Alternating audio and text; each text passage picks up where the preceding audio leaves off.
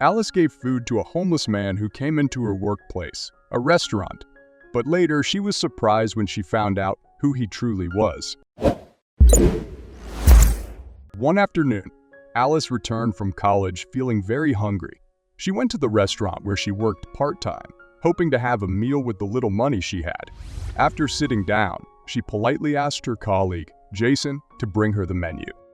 As she was looking at the menu, a homeless man came into the restaurant. He looked dirty and lost, standing in the middle of the place like he didn't know where he was. Alice noticed that her co-workers were ignoring him, pretending he wasn't there. But Alice felt a strong urge to help. She forgot about her own hunger and approached the old man. She held his hand and guided him to a table, asking him what he wanted to eat. The man could only say he was hungry, so Alice asked Jason to bring him a full meal. She paid for the man's food with her own money and settled for just water for herself.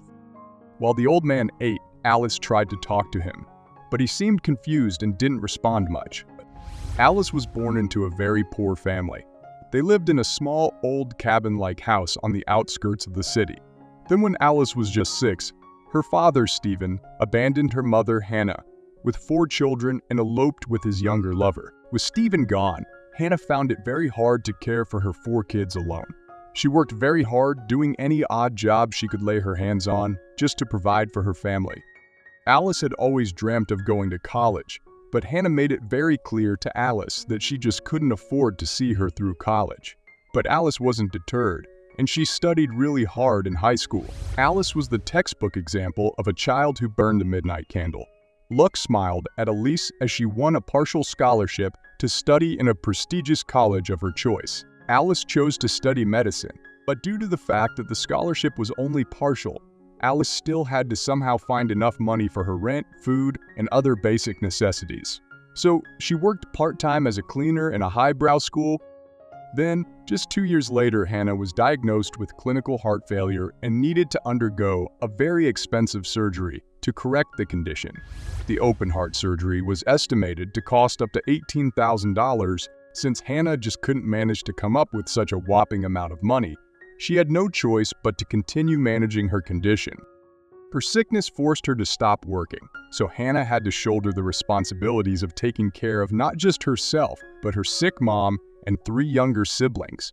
It was a heavy burden on young Alice's shoulders, but she was determined to find a better-paying job to help her family. It wasn't easy, and she basically walked the whole city with a resume in hand after school, going from one office to another looking for a job.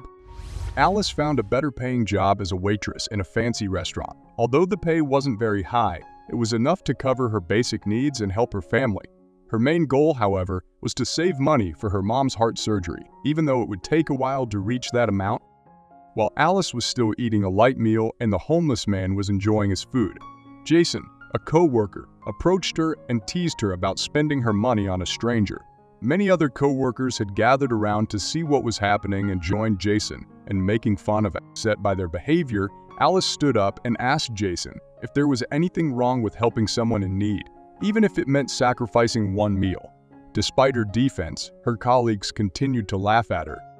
The restaurant's owner and manager, a 32-year-old self-made young man named George, heard the echoing laughter from the kitchen and decided to go have a look.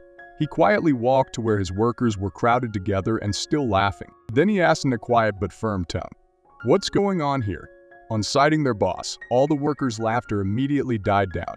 Then Jason stood up and told her boss what Alice had been up to. Leading a confused old man to a table and getting him a meal, George said nothing. He just walked over to the table where Alice was still sitting with the old man and took one look at the old man, who had then finished his meal and was wiping his mouth. "Dad," George shouted. The old man looked up at once, saw George, and quickly stood up with a smile on his face. George rushed over to the old man and embraced them tightly. Both of them remained in their tight embrace for what seemed like ages.